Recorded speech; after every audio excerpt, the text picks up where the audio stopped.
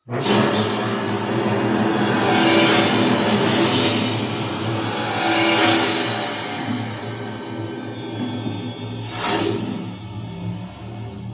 Matter అక్కడ. అందుకే మేము సైలెంట్ ఇక్కడ.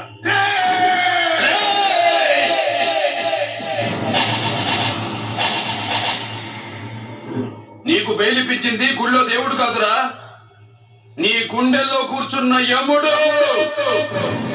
అవునండి, మీరు ఆయనకి చాలా రుణపడి ఉండాలి. నమస్కారం బాబు. జైల్లో ఉండే నన్ను చంపించాలని ప్లాన్ల మీద ప్లాన్లు వేశావు కదా, నువ్వు అక్కడ నేను ఇక్కడ. ఎందుకురా ఈ చావు కబడ్డీలు? పసలేదు.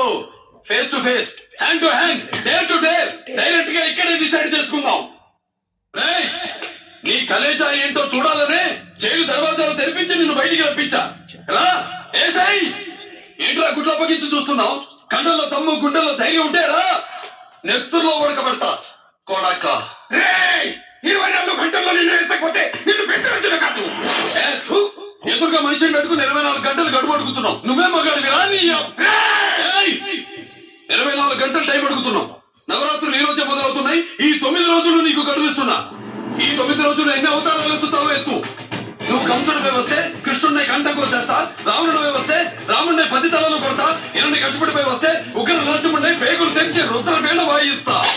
ఈలోగా నా వాళ్ళ మీద నీ కంటి చూపు కాదు కదా, కంటి పాప నేనబడినా నీ అప్ప నరకడం మొదలు పెడితే ఏ ముక్క ఎవరితో తెలుసుకోవడానికి వారం పట్టుద్ది.